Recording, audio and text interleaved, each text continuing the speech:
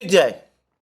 Today, 23rd May 2024, we have more information from the United States about discussions underway there that tell us that there is debate within the United States, within the Biden administration, about giving the green light to Ukraine to carry out missile strikes using American weapons on Russian territory.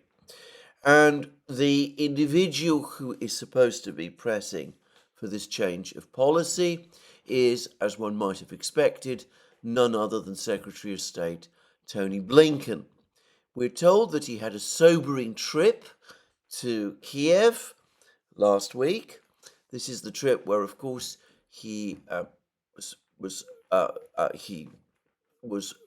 filmed playing the guitar in a cafe in Kiev, but it seems that in reality, offstage, when he wasn't playing his guitar or having pizza in restaurants, he was meeting with Ukrainian officials, and he was brought up to date, to a certain extent at least, with a very catastrophic picture that is playing out on the battlefields. And the Ukrainians urged him to authorize Ukraine, to get the United States to authorize Ukraine to carry out missile strikes on Russian territory. This was again suggested as some kind of solution to Ukraine's problems. Supposedly or purportedly, it was the only way whereby Ukraine can win the war. And of course, entirely predictably, Secretary Blinken has seized on that idea and has come back to Washington and is now proposing it to the president and to his other advisors. Well, what to say about this? Firstly, it is completely unsurprising that the primary advocate for this foolish, reckless plan is indeed none other than Secretary Blinken. So far as I can see, at every stage in the Ukraine conflict, he has been a major advocate of escalation. And of course, we've had escalation after escalation. And where has all this brought us to? To the point where apparently the situation has become so bad that the only way forward is to seek a yet further escalation. Why Secretary Blinken assumes that even if the Russians don't react, this escalation is going to change the situation in any significant way when all the other escalations have failed, I really am unable to see. Moreover, he is obviously being manipulated by the Ukrainians, a fact which I don't know whether he understands. Probably he doesn't, but he is being manipulated by the Ukrainians. And Russia's ambassador to the United States, Ambassador Anatoly Antonov, has, of course, already pointed it out. And there's a TASS dispatch about this, commenting on statements by US politicians and lawmakers calling for giving the Kiev government an opportunity to use US weapons against military and energy facilities deep inside Russia. Antonov said, "Such provocative statements are extremely dangerous and reckless. The calls by Russophobes mean only one thing: further US involvement in the conflict on the side of the agonizing Zelensky regime. The level of hysterical reaction to our successes at the front is growing in Washington exponentially, not by the day, but by the hour. Politicians and lawmakers continue to test our patience. Every day we hear new proposals to expand military assistance to the junta in Kiev. It is obvious that what Ukraine wants to do is provoke the United States as well as other NATO countries into rash actions and achieve a head-on collision between Russia and the bloc's members. This is exactly how ideas about using long-range American systems against Russian civilians, primarily women, children, and the elderly, should be viewed. Here, we must also add the nudge of Western states to shoot down aircraft of the Russian armed forces. Let me emphasize the Kiev regime has long since stopped asking permission from its Western masters to wage war against civilian targets on Russian territory. Barbaric raids using deadly products of the NATO military-industrial complex are carried out across our country on an almost regular basis. So, what Antonov is saying in his usual powerful language is that this isn't going to change anything. The Ukrainians have already been carrying out strikes on Russian territory using Western weapons. What it is intended to do instead is to provoke a direct confrontation, a direct clash between Russia and the West, because that is all that the Zelensky regime has in order to ensure its own survival. So there it is. I think that Antonov is absolutely right. In fact, I discussed the point yesterday in my program, and it is incredibly reckless. Now, the American media, the New York Times and others, tells us that no decision about this has yet been made. I suspect that this time there will be actual hesitation. I'm sure that what Antonov is saying in private is backed by even more strong Russian warnings. In public, is backed by even more strong Russian warnings. In private, the Russians have already told the British that if Britain participates in missile strikes on Russian territory, then the Russians will feel at liberty to conduct missile strikes or other strikes against the territory of against military facilities, British military facilities in any part of the world, including potentially against Britain itself. And I suspect that the Russians are quietly giving the same or similar warnings to the Americans over this particular idea. And as I've said already, there are plenty of places outside the continental United States which the Russians could potentially attack.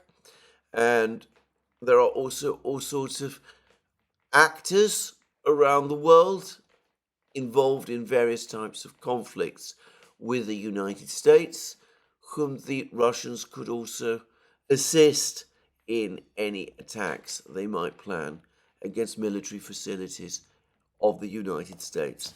And the obvious place is the Middle East.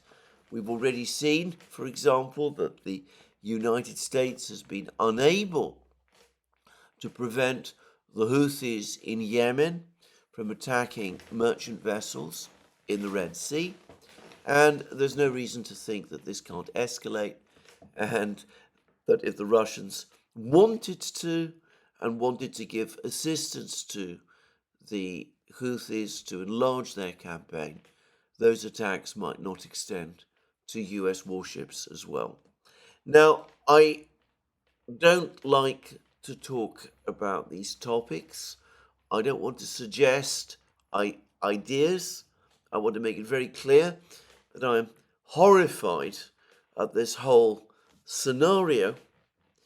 But I do think it is important that people in the United States, in the US government, understand the incredible reckless risks that they are now taking.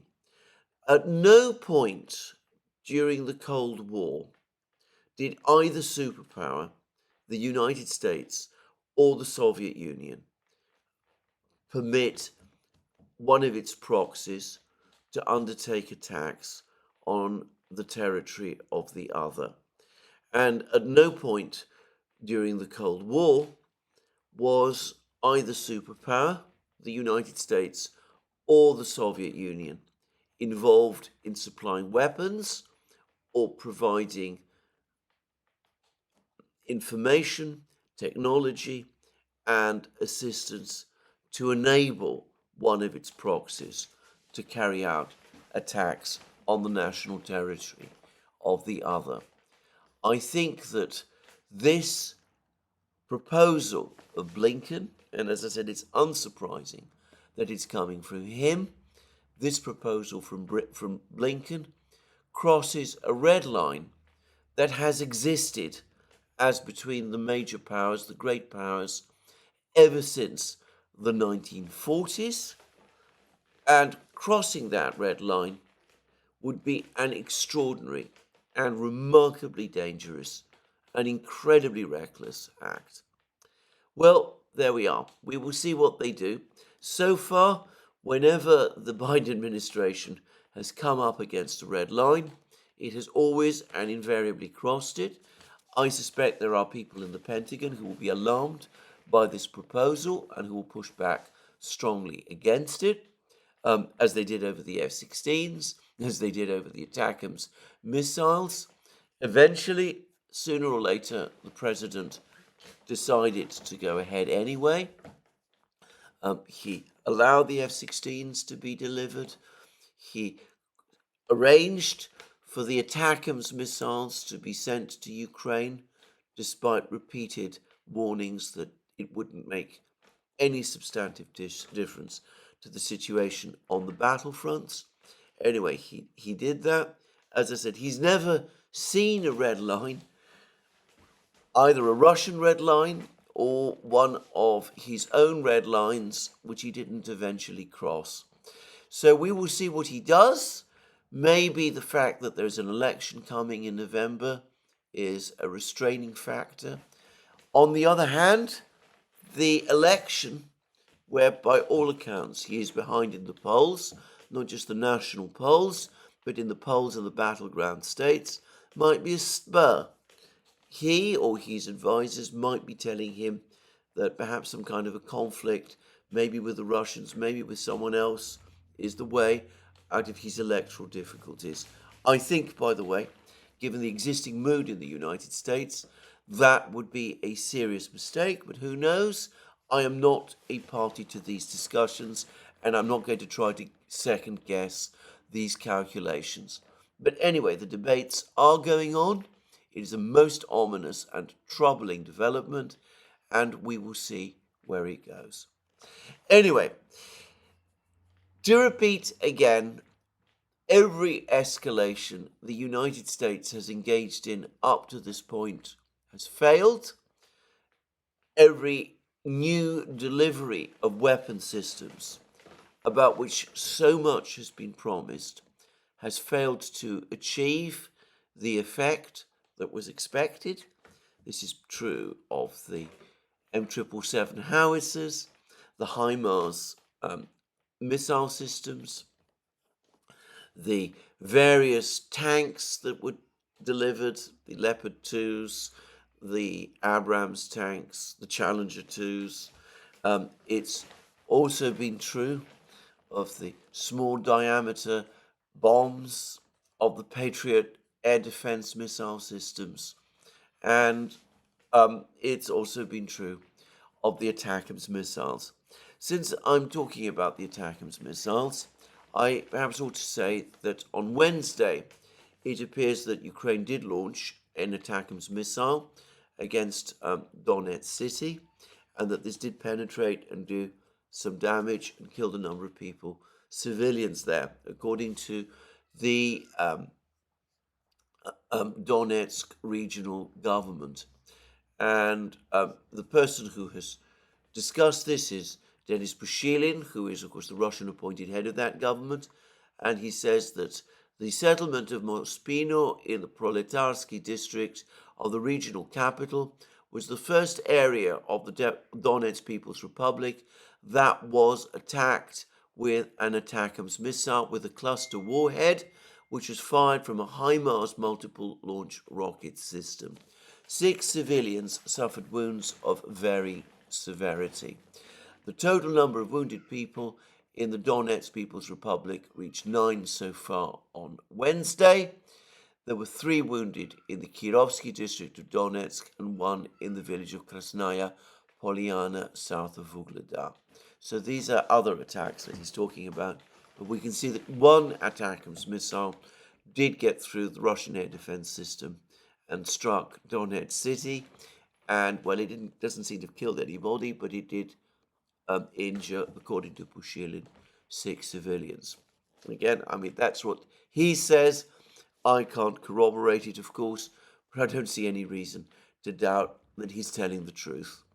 But in terms of its military effectiveness, despite the launch of scores of ATACMS missiles, nothing very much has been achieved.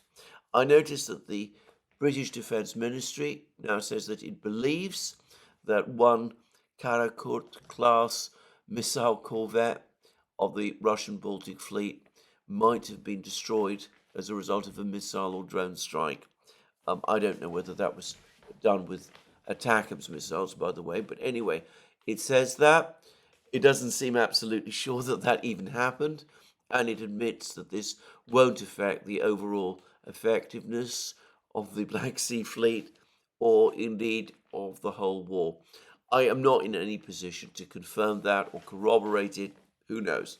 But overall, if you compare what people were saying about the ATACMS missile, the way it was repeatedly talked up as some sort of massive game changer system if it was ever supplied to Ukraine, and if you look at the reality, well, it has proved to be a huge disappointment. Now, I know that some people are going to come up and say, well, if Ukraine is able to launch missile strikes at Russian oil refineries and other facilities in Russia, then of course the Russians will perhaps have to redeploy air defense assets from Crimea and elsewhere in order to defend these locations in Russia, and that might expose places like Crimea and other places on the line of contact to further attacks. Well, that may be true. I don't know how extensive or in-depth the Russian air defense system actually is. It seems to me that they have prodigious numbers of systems and missiles and can probably defend against all sorts of places. What I would, of course, point out is that, of course, also cuts both ways. These missiles, the ATACMS and the Storm Shadows and all the others, have relatively limited range. If they're going to be launched at facilities in Russia, they have to be brought closer to the line of contact. That means that they are more vulnerable to attack by the Russians. And that also means that there are fewer of them to attack targets in, say, Crimea and other places.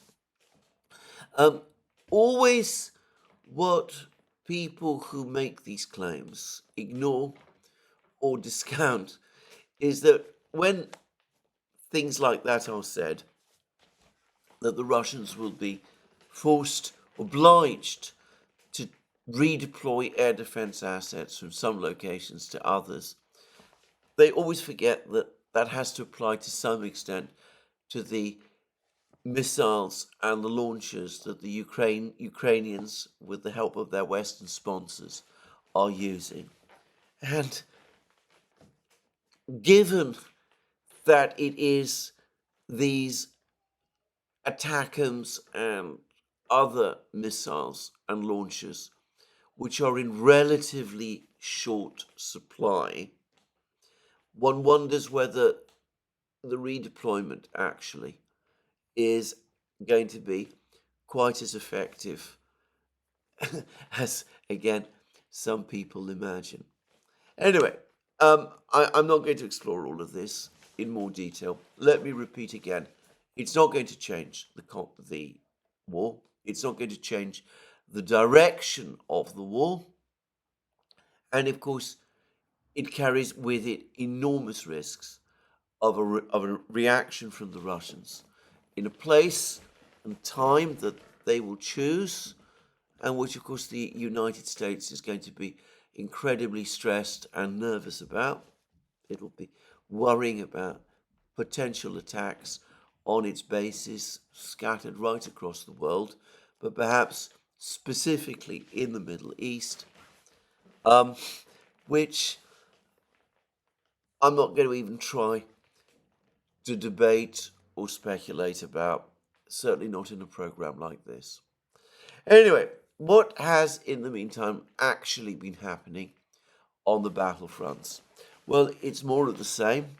There is more information about the fighting in Kharkiv region, and the first thing I need to do is to correct some mistaken information that I've been giving over the last couple of programs. Mistaken information based on the people I've been reading.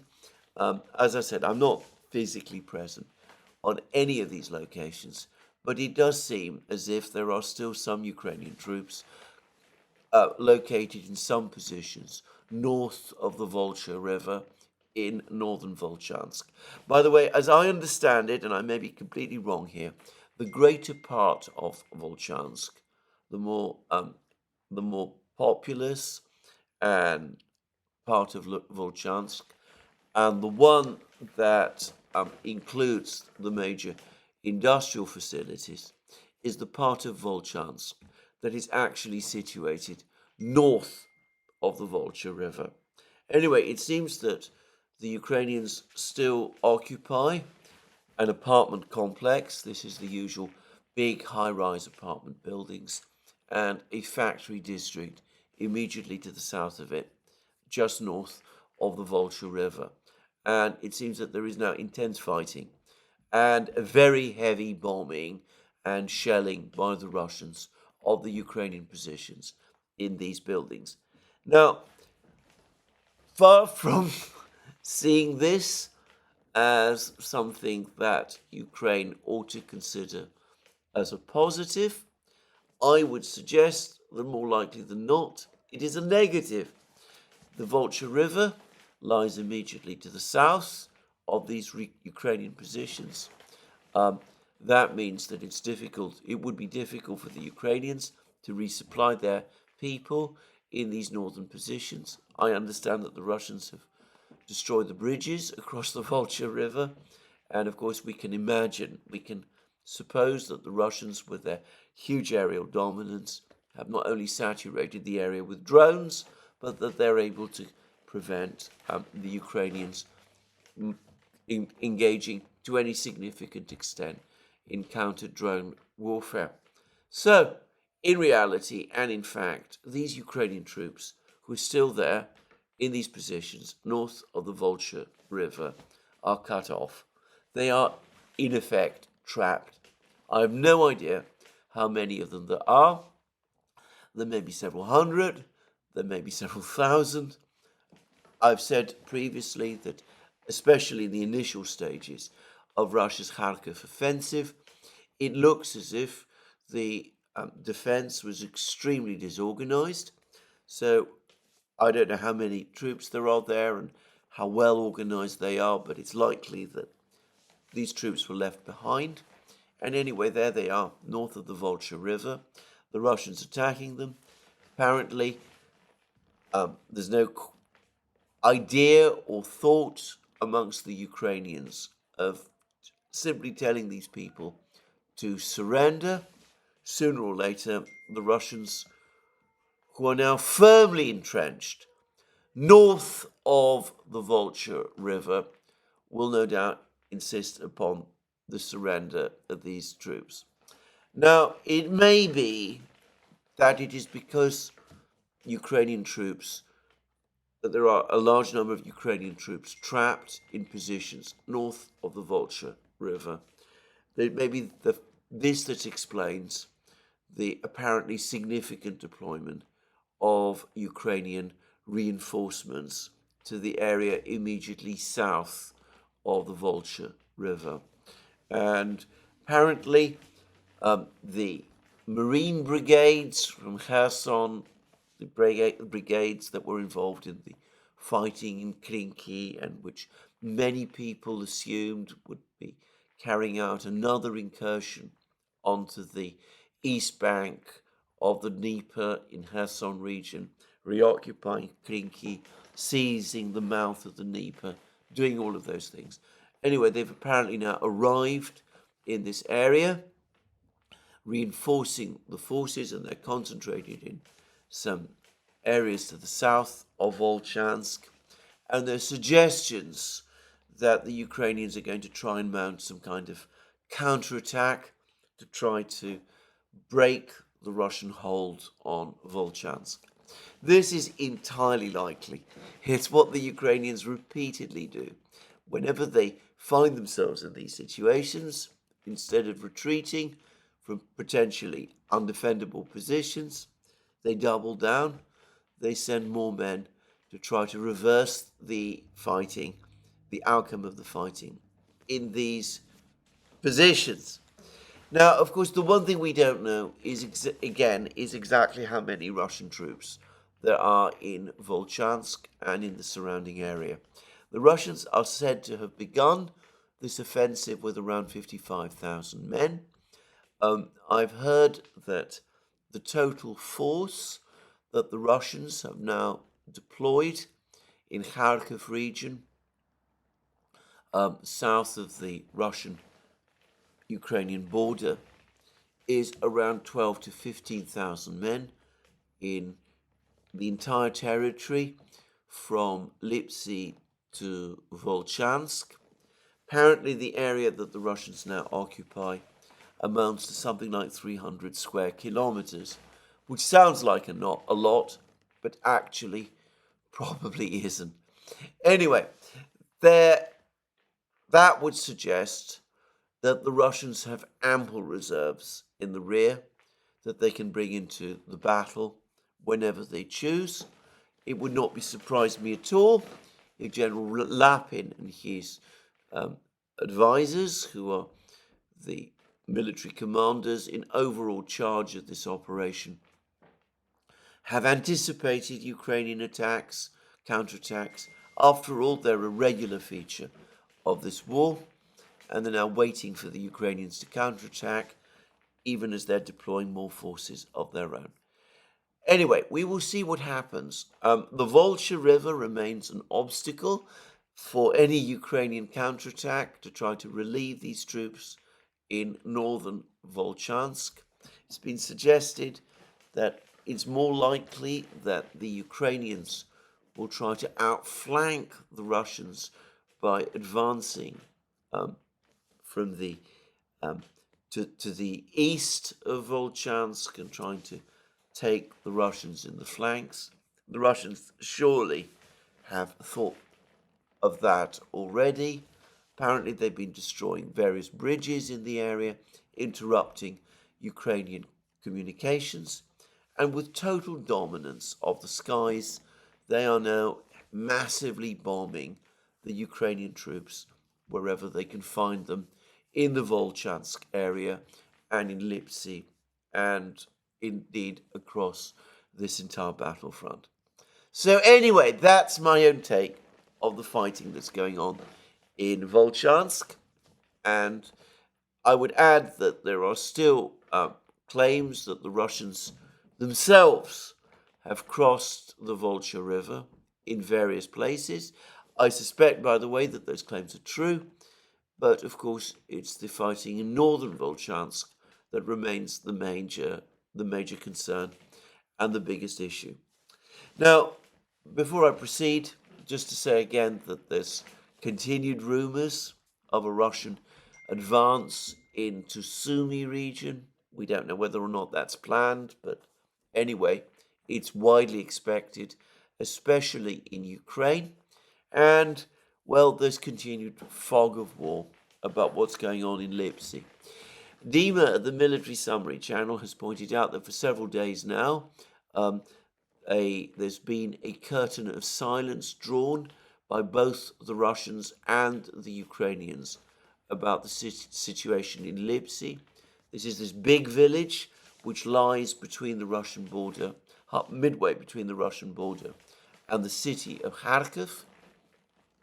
I'm not going to try and second guess what's going on myself.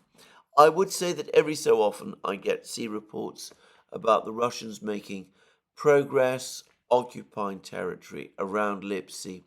I think that the Ukrainians, again, have, as many have said, over-concentrated too many troops in Lipsy. That probably is deterring the Russians from making a head-on attack on Lipsy, and at the same time, bombing Lipsy from a Russian point of view is highly profitable, given the abundance of targets that are now to be found in that village. But anyway, sooner or later, I suspect the Russians will activate their operations in Lipsy, and we will see what they do. Now, I ought to say that I've had more pushback about my claim that the Russians lack enough troops to actually capture Kharkiv City. It's been pointed out to me by a member of the Duran community that the United States in 2003 was able to capture Baghdad with a much smaller force than the 50,000 men that the Russians have deployed to the Kharkiv area, and that in fact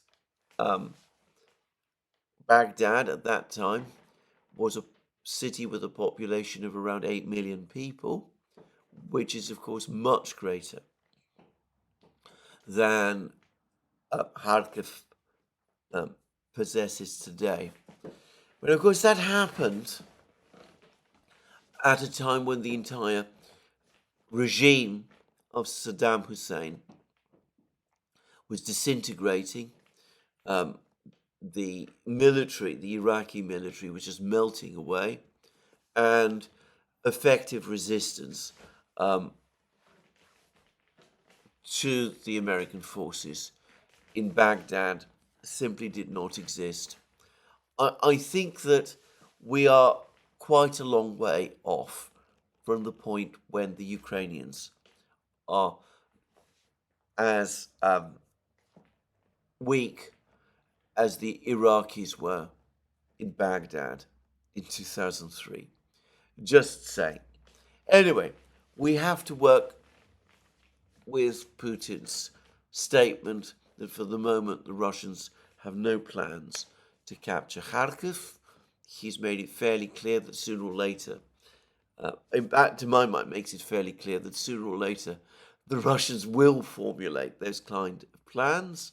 But anyway, for the moment, I don't see the Russians actually planning to capture Kharkiv.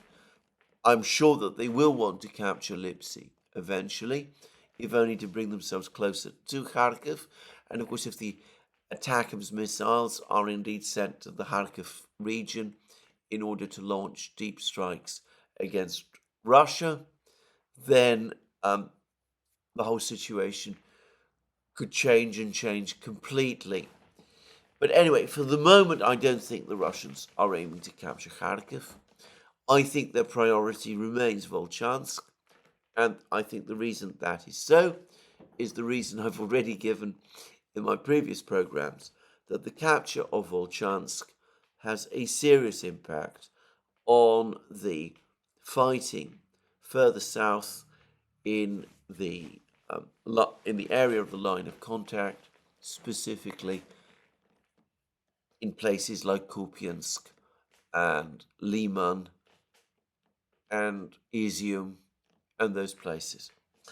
Anyway, before I proceed further and look at the other things that are happening on the line of contact, can I just say that one of the things that appears to have happened is that the Russian offensive into Kharkiv the collapse of the Ukrainian fortifications on the front lines, on the border.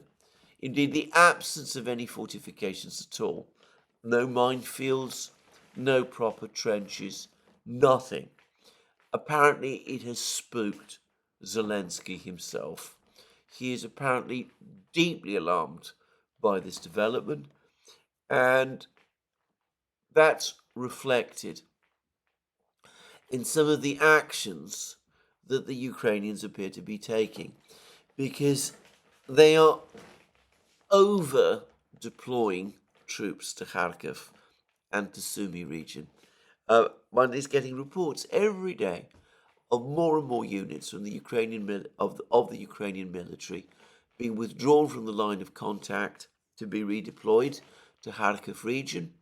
It's clear that the forces, the Ukrainian forces in Kharkiv region, are now getting the bulk of the available supplies, or a disproportionate amount of the available supplies. Other Ukrainian forces in areas which I suspect are of more interest to the Russians are being starved of reinforcements and resources in consequence, because of Zelensky's overall fixation and terror of what might happen in Kharkiv.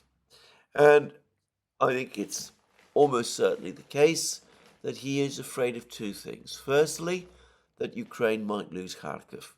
And I think he probably understands that the loss by Ukraine of its second biggest city would spell the end of his presidency. It's very difficult to imagine how Zelensky could remain president of Ukraine if Kharkiv itself were lost. So I think that is one massive concern. He's determined to stop that happening at all or any cost, and he's insisting, therefore, that Kharkiv must be held, and I suspect that this also probably explains the decision to cling on to Lipsy and to reinforce in Volchansk and to do all of these things. And I think the second thing that has absolutely panicked Zelensky is the possibility of a Russian return to Sumi region. And again, we are seeing huge, perhaps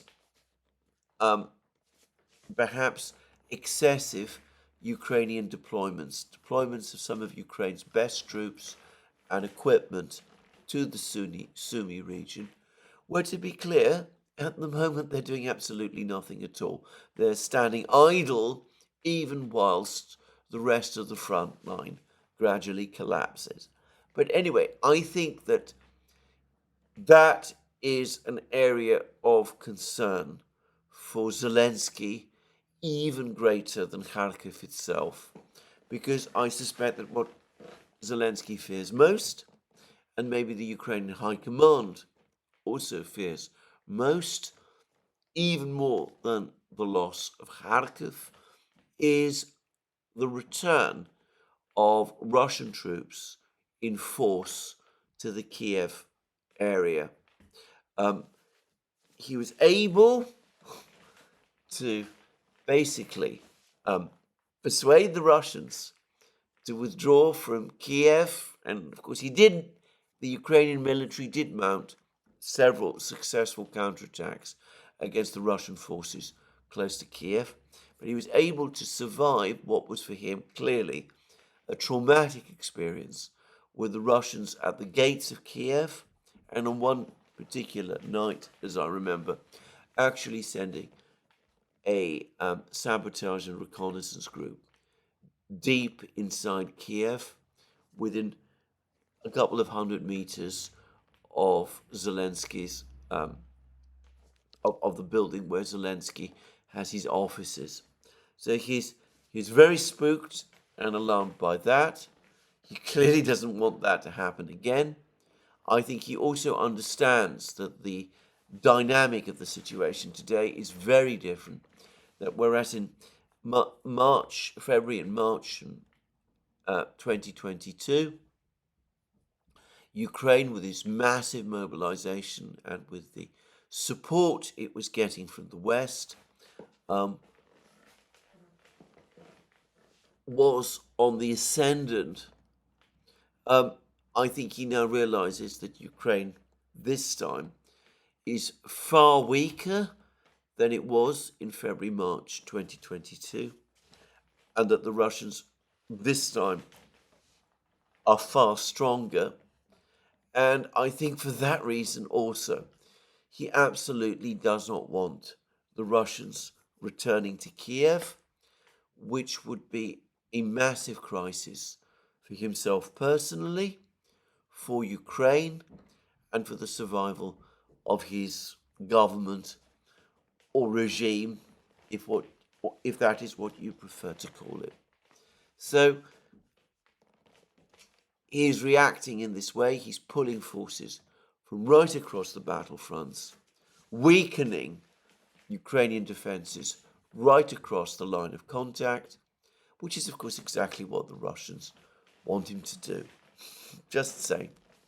Anyway, before I turn to what is actually happening on the line of contact, I ought to say something further, which is that without, I think, people perhaps being fully aware of it, it's looking as if the Russians are gradually winning the drone war, that they're now swamping the skies with drones, and Ukraine is unable to keep up.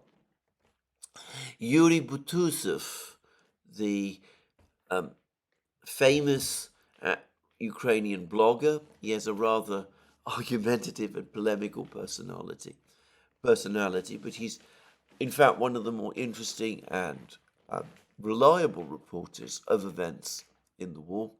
He recently said that Ukraine has produced 20,000 drones since the start of the year, or at least that is what I understood him to say.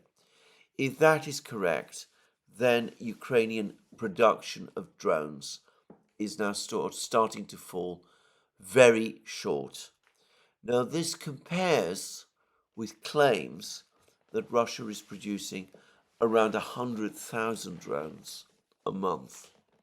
Now, I suspect what has happened is that the Russian missile and bomb strikes across Ukraine have, in effect, disorganized drone production, like it has disorganized everything else. I also suspect that the mobilization law and the attempts to tighten up mobilization is probably now affecting production right across Ukraine, including production of drones. Anyway, suffice to say, it looks to me that on the battlefronts, even if Butusov's figures are wrong, or even if I've misunderstood them, which is possible, it looks to me as if the Russians now have many more drones operating above the contact line at any particular point in time than the Ukrainians do, that their Orlan 10 surveillance drones are now operating almost freely across the surveillance, the line of contact, enabling the Russians to keep very careful track of all that is taking place, and that, in addition, of course, the Russians have many more types of drones than the Ukrainians do, many more types of kamikaze drones and all of those sort of things than the Ukrainians do, and that is also beginning to tell.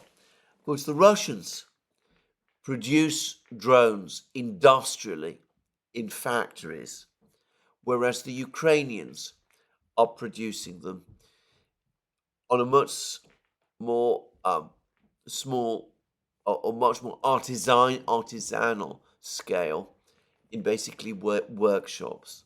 So anyway, that's my understanding of the situation. Now, again, briefly, and before I return to the line of contact, we've had a certain amount of information about the overall condition of Ukraine's energy system. And it's clear that Ukraine is again importing electricity from the European Union, from Eastern Europe, whereas Historically, it's been an exporter of electricity. Those who followed the energy war, the Russian attacks on the Ukrainian energy system in the winter of 2023, will remember that one of the things many people were talking about then was that the Ukrainian energy system, which dates from the Soviet period, had massive overcapacity. It was designed for a country, Ukraine, which had a very much bigger population then than Ukraine does now, and a very much bigger industrial base than Ukraine does now. And the Russians, the Soviets anyway, had a certain tendency to overcompensate with overproduction, and that was one of the reasons why, despite the Russian missile and drone attacks in the winter of 2022, 2023, the energy system never fully collapsed. Of course, another reason was that the Russians didn't seek its collapse. They didn't attack the power stations themselves. Well, over the last few weeks, the Russians have been attacking the power stations.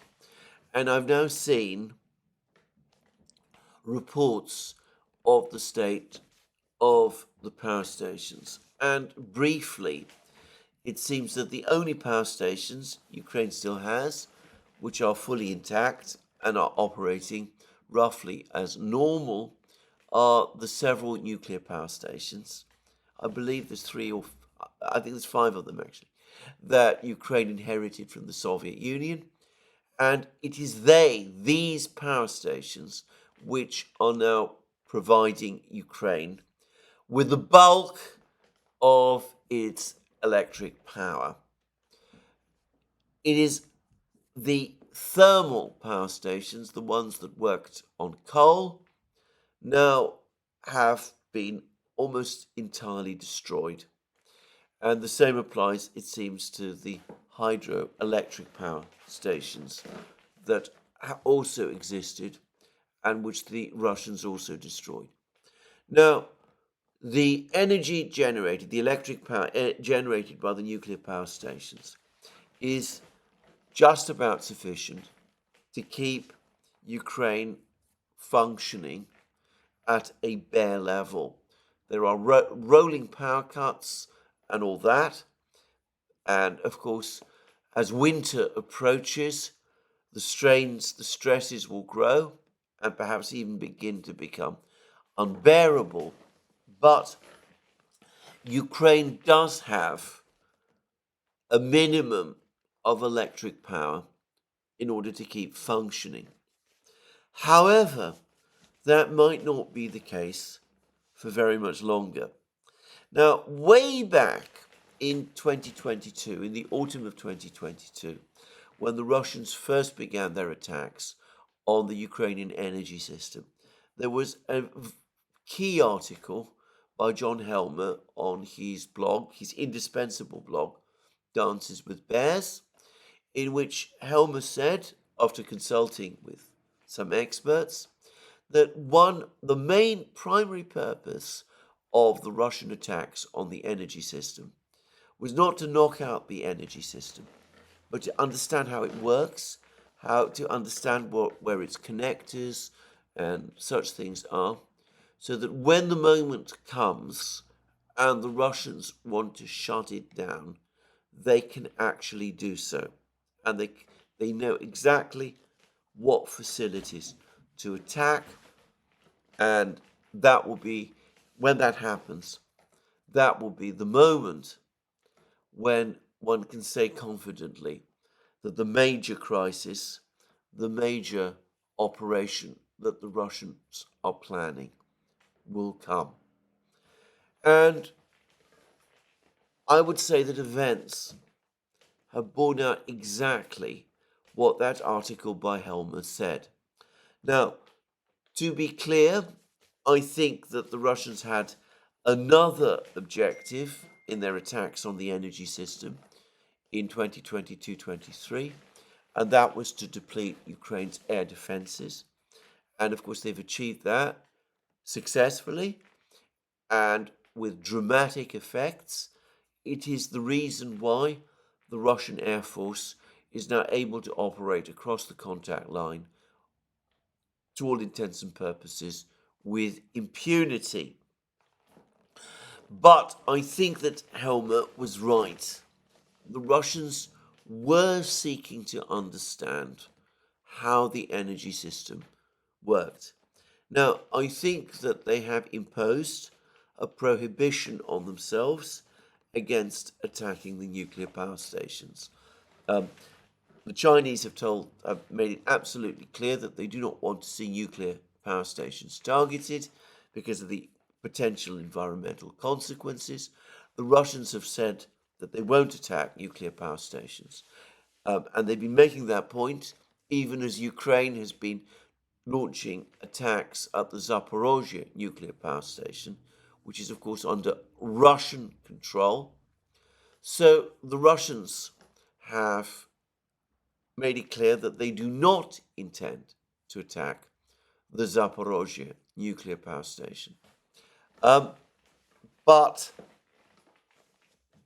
as a result of those attacks that took place in 2022, 2023, the Russians probably now have a complete picture of the various connectors and distribution mechanisms that enable electric power from the power stations to be cascaded and distributed across the entire energy system. So what the Russians can do when they choose is attack those distribution points and connecting points, and that will be enough to, in effect, create a total blackout across Ukraine, to stop in its tracks the entire railway system that functions in Ukraine on electric traction, probably to close down the internet over most of Ukraine as well, and anyway to create a crisis which probably the Russians would only want to affect at the moment when their final offensive on Ukraine was launched. If we start to see the Russians making those sort of attacks on the distribution mechanisms and the connectors and all those things, then we will know that the crisis is indeed upon us.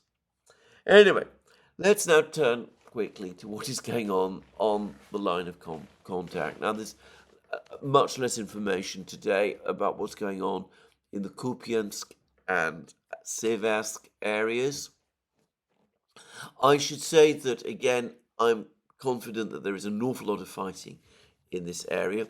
The Russians, a couple of days ago, announced the capture of Belogorovka, which is quite close to Seversk. I am sure that an operation to capture Seversk is now going to be mounted, and it's likely that it is underway as we speak. I don't mean that the Russians are storming Seversk itself, but I'm sure that they're working on capturing all the villages and important positions around Seversk and cutting off the communications, the transport corridors to that particular town. And in the Kupiansk area, again, I'm confident, though, again, I don't have detailed information about this, that the Russians are indeed conducting operations towards the Oskol and Zherebets river lines, that they're attacking the various villages that lie between their positions and those two rivers.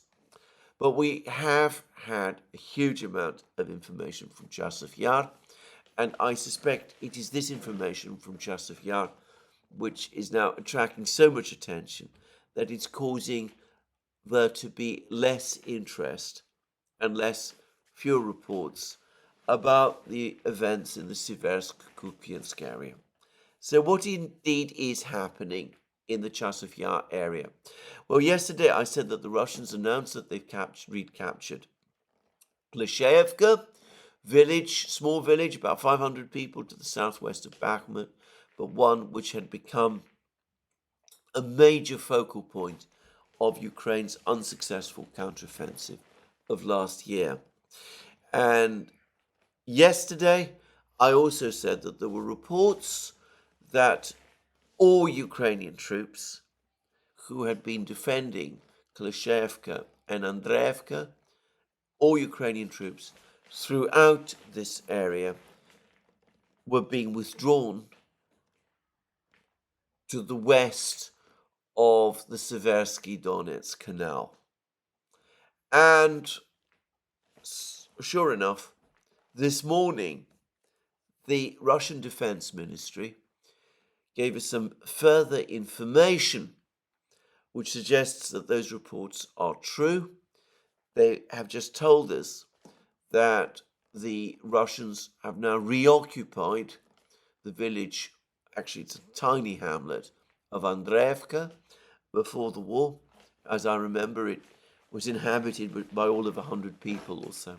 But this tiny hamlet of Andreevka, or rather the ruins of it, because I don't think there's anything left standing, that's been reoccupied by the Russians.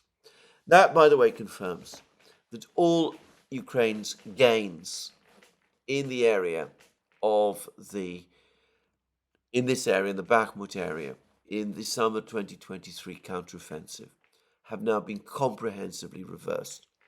Anyway, that also appears to open up the way for the Russians to advance in force to the Seversky Donets canal. Now, on the topic of the canal, I have received an exceptionally helpful amount of information from a specific individual who I'm certainly not going to name, and I'm not going to give away any information about him, save to say that he is someone who has a very high degree of technical knowledge that relates to this area, to this type of thing. And he has corrected, and very significantly corrected, my own understanding of the Seversky Donets canal. I have assumed that the Seversky Donets canal was like the canals I am familiar with in England. These are mostly built in the late 18th, 19th century. They look like small rivers, except that you can tell that they're artificial because they move basically entirely straight lines. There's lots of docks and things like that. They are significant obstacles and they're difficult to cross. This is, of course, nothing like that. Or at least I say, of course, I had not realized, but it is in fact nothing like that. It seems that this is a canal which is essentially a pipeline complex. The water moves through pipes. Sometimes these pipes go underground. Most of the time they're on the surface. It is clearly an obstacle to movement by armored forces, but it's not quite the kind of obstacle that I'd imagined it to be, and infantry could probably cross it, would be able to cross it far more easily and readily than armored vehicles could do. There are gaps where the pipes go underground, but and where vehicles could cross. But anyway, the infantry can, with some difficulty, cross it more easily as well. It is a barrier if you're trying to cross this particular place. This thing, you would have to clamber over the pipes or something like that. But it's not such a problem for infantry as it is to vehicles. this person has also pointed out that the gaps where the pipes go underground are around 30 to 60 meters. And I've actually now seen, he's also provided me photos which show me how the pipes actually work. So it is a significant barrier, but different from the one that I'd imagined. And this person has made various suggestions about how the problems presented by this canal could be overcome. Now, I am not going to discuss those because I fear that if I did so, it might again give away some information that might help to identify this person. But anyway, there are technical means whereby this pipeline, these pipes could be crossed, could be basically put out of action and crossed. And of course, infantry could also cross these over these pipes. Though, as I said, one shouldn't underestimate the challenge of doing that. Now, that may explain a rather confusing report that appeared yesterday, that in one area specifically, Russian paratroopers had crossed the canal and had occupied an area in the so-called Novi new micro-district. Now, this is not the same as the micro-district that lies to the east of the canal, which is now being bitterly fought over and where intense fighting is going on, and I'll come to that shortly. This is another micro-district which lies west of the canal and which extends southward from the central part of Chasov Yar. Now, there are lots of confusing pieces of information about this. Some reporters claim that the Russians have crossed the canal and have captured part of this micro-district and have entrenched themselves there. The Redovka, this Russian newspaper based in Smolensk, fairly well connected with the Russian military, and which I found to be a fairly reliable reporter. They were saying last night that the attack had actually failed and that the Russian troops had had to pull back and had withdrawn to the eastern side of the canal. However, this morning I saw more reports which suggested that, on the contrary, the Russians are indeed still there, west of this canal complex, and are indeed entrenched in this micro-district. Well, I'm not in a position to say what has actually happened. But anyway, it seems to me that the canal is not quite the obstacle that I thought it was. It remains an obstacle. And for the record, I still think that we will not get a Russian attack on Chasov Yar in force, the parts of Chasov Yar in force, which lie to the west of this canal pipeline complex, whatever you want to call it, until the micro-district, which lies to the east of the canal, has been fully captured. Now, yesterday, the Russians started to broadcast film of the fighting in the micro-district. Up to now, we've seen lots of film of the fighting in the micro-district, but it has been coming from Ukrainian sources. The fact that the Russians are now, and I mean the official Russian military, are now starting to publish film of the fighting in the micro-district to the east of the canal, I take as a very strong sign that the Russians are now making progress in capturing the micro-district. And, well, we'll have to wait and see and find out how events shape out. But I suspect, my guess is, that the micro-district will fall fairly soon. And with the Russians, both to the north and to the south of the micro-district, now extended across the canal, with all kinds of technical means, which, as I said, this person has described, whereby a crossing of the canal might become possible, with the ability to infiltrate infantry across the canal in various locations. I can imagine that before long we will be seeing a major operation on the western side of the canal. Anyway, that's my understanding of the battle there. Now, elsewhere on the line of contact, lots of fighting also going on in the Ocheretino area. Definitely fighting underway in Novo-Alexandrovka to the west of Ocheretino. Undoubtedly, the Russians advancing along the H20 highway as well.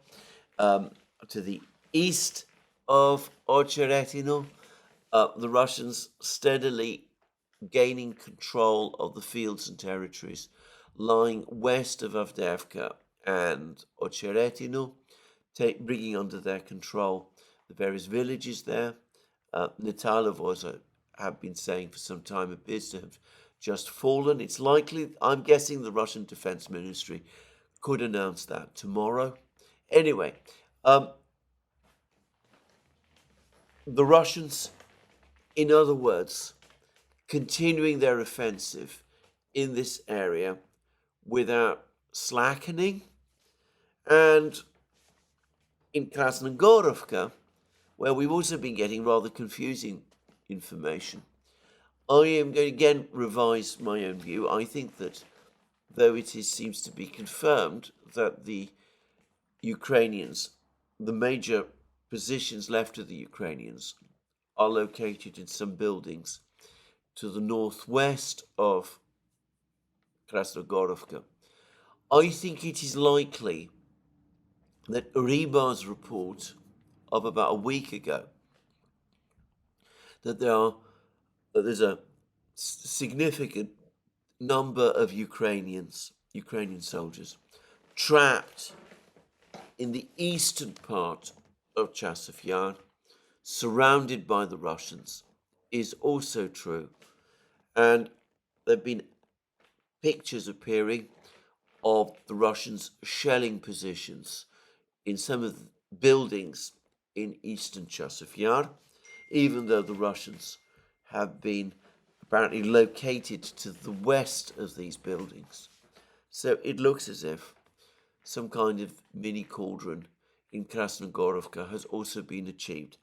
And that would be consistent with the reports. That would explain better the reports about desperate requests from Ukrainian troops in Krasnogorovka, fearing encirclement, begging Kiev for permission to withdraw, those requests being refused, those troops now in effect encircled, and with the supply lines to the supply roads to Krasnogorovka also threatened, perhaps still more Ukrainian troops facing encirclement in Krasnogorovka as well. So, a very grim picture overall in every place. I will quickly add that further south still, the Russians have continued their progress, apparently in Paraskovyevka and Konstantinovka, villages to the west of Novomikhailovka. The 79th Brigade of the Ukrainian Army is complaining that the Russians are starting their operation to storm Konstantinovka and that they lack the resources to defend themselves. And it looks as if Zelensky, fixated with the situation on his northern border, fearing the loss of Kharkiv and the return of the Ukrainians to Kiev, that Zelensky is oblivious to the fact that the Russians are advancing in Chasov Yar, that the Ukrainian positions in Chasov Yar are starting to look increasingly precarious, that the gap in the Ukrainian defense system around Avdiivka and Ocheretino is widening all the time, and that with Russian advances from Novomikhailivka, the Ukrainian forces in Vuhledar risk encirclement as well. So, over focus on one battlefront, very much what one would expect of an amateur, by the way, which is ultimately what Zelensky is, apparently perhaps aggravating, compounding the problems Ukraine is facing right across the battlefronts. Anyway, to reiterate once again, all the talk in Washington continues to be of escalation. There are, again, apparently some voices off stage talking about the necessity of negotiations. Secretary Blinken, unwilling to countenance those unless Ukraine is put in some position of victory, a victory which is unachievable and an approach which is destroying Ukraine. I have discussed in previous programs, some time ago in fact, that the approach being taken, trying to help Ukraine to hold out and to achieve some important tactical victory in order to put Ukraine in a better position to negotiate with the Russians from a position of strength, is the same policy that was followed by the German leadership, specifically by the German leader in the last 6 months or so of the Second World War. He too had come to understand that the kind of total victory he had once sought was beyond Germany's reach, but he convinced himself that Germany could still hold out, and that all that was needed was for Germany to win some big battle in some place or other, and if that could be achieved, then that would finally put him in a strong position to negotiate with his adversaries, especially his adversaries in the West. And he and his army went on this elusive quest for this decisive victory, but of course they never achieved it. And today, historians looking at the events of that time can see clearly that it was a fool's errand. I think what Secretary Blinken and people like him are talking about is also, by the way, a fool's errand. And I think that just as the German leaders' policies ultimately led to the total collapse and defeat of Germany, so this approach will similarly lead, potentially, to the complete collapse and total defeat of Ukraine, and in Ukraine, of the West. But that seems to be the policy that he insists on at the moment. And of course, the miracle weapons, the attacks with the ATACMS missiles, remain very much what I think he hopes, and his old associate Victoria Nuland, who's been speaking up on this issue, also hopes will finally turn the tide. Now, just before I leave this discussion, can I quickly also add that, of course, when I talked about attacks on energy facilities in Russia, attacks on nuclear power stations in Russia must also presumably be a part of the objective. The Ukrainians have shown that they're willing to attack nuclear power stations in Russia, like the one in Kursk, for example, If Ukraine is given the green light to launch missile strikes against Russian targets, energy targets inside Russia, might they not extend those to attacking nuclear power stations as well? Well, maybe the US will try to restrain Ukraine from doing that. Maybe if Ukraine cannot operate the ATACMS without help from the United States quietly will involve itself in something like that. To repeat again, I still don't think that will change the outcome of the war, and I still don't think it will change Russian policy.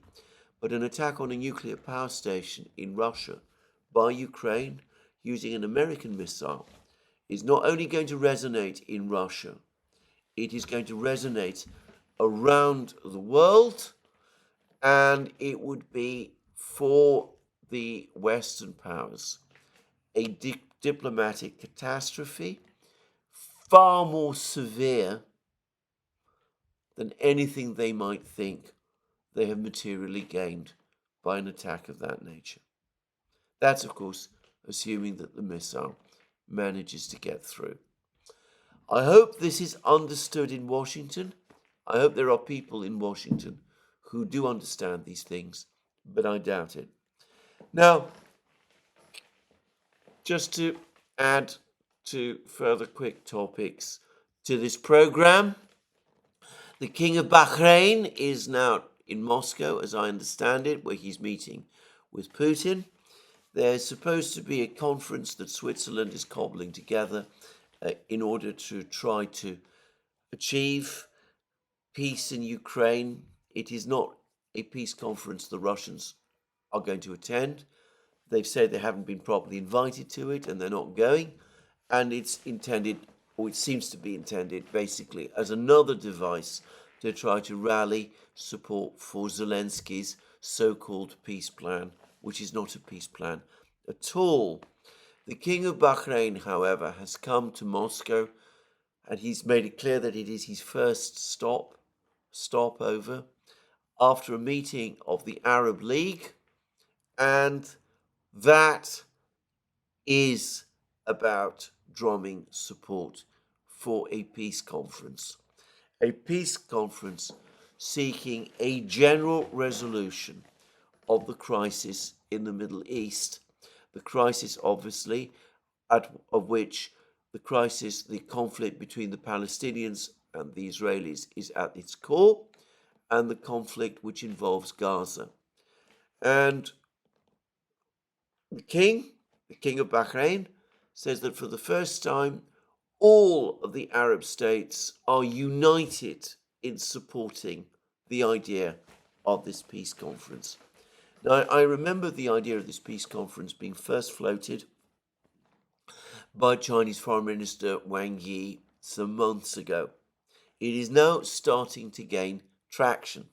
The United States and its allies are still pursuing, in my opinion, the mirage of a separate peace between Israel and Saudi Arabia as somehow a solution to this problem.